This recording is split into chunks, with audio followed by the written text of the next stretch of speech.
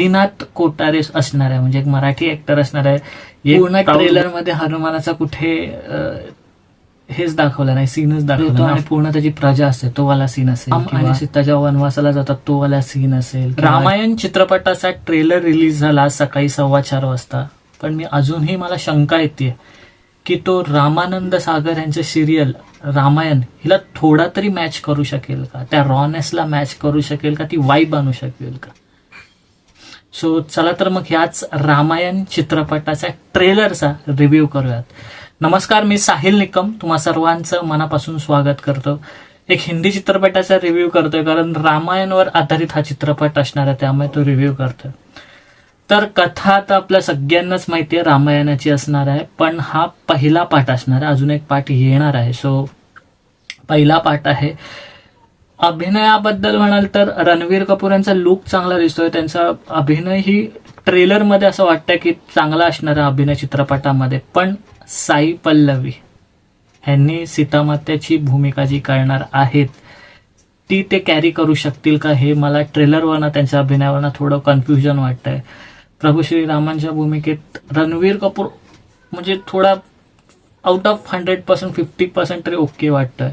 पण अजून एक गोष्ट म्हणजे रावणाच्या भूमिकेत जो यशला घेतलेला आहे त्याचे मारधाडवाले सीन्स आहेत किंवा ऍक्शन सीन्स आहेत ते तर चांगले वाटतातच आहेत, मला तरी ते चांगले वाटले. पण त्याची डायलॉग डिलिव्हरी, त्याचा अजून थोडा रॉनेस असा हवा होता जो रामानंद सागर यांच्या सिरियलमध्ये ज्यांनी रावणाचा रोल केला होता त्याच्यामध्ये तो होता. पण इथे थोडा मला डायलॉग डिलिव्हरीला ते खूप मिसिंग वाटलं, कमकुवतपणा वाटला, थोडा विकनेस वाटला.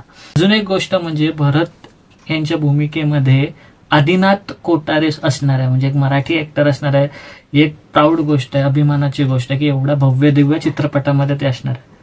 मला वाटतं की रामानंद सागर यांच्या जी रामायण सिरियल होती त्याच्यामध्ये ते एक रॉनेस होता की वनवासाचे सीन्स असतील किंवा तो जटायूला मारण्याचे सीन वगैरे, ते रॉनेस होतं. इथे थोडं ते मिसिंग आहे. ते खूप सिनेमॅटिक, खूप लार्जर देन लाईफ, खूप मोठ्या कॅनव्हासचा चित्रपट वाटतोय, पण ती वाईब थोडी कमी वाटतेय मला तरी, थोडंसं कमतरता दिसते त्या वाईबमध्ये.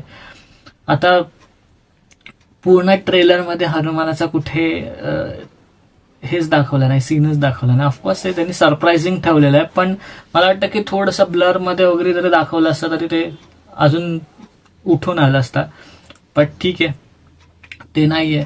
पण ओव्हरऑल मला हा ट्रेलर म्हणजे आवडला, पण अजूनही असं वाटतं की ती वाईब मॅच नाही होणार जी असायला हवी आहे. आणि जे काही रॉनेस असेल किंवा ते भक्तिभाव असतील ते एक्झॅक्ट असतील ह्या चित्रपटामध्ये, नुसतीच मारधाड वगैरे नाहीये. बरं, हायलाइटेड सीन्स जर का म्हणायचे ट्रेलरमध्ये तर मला तरी वाटलं की जेव्हा रावण त्याच्या महलाच्या बाहेर येतो आणि पूर्ण त्याची प्रजा असते तो वाला सीन असेल, किंवा जेव्हा राम आणि सीता जेव्हा वनवासाला जातात तो वाला सीन असेल, किंवा जटायूला मारण्याचा सीन असेल, ते तीन हे सीन्स मला खूप आवडले.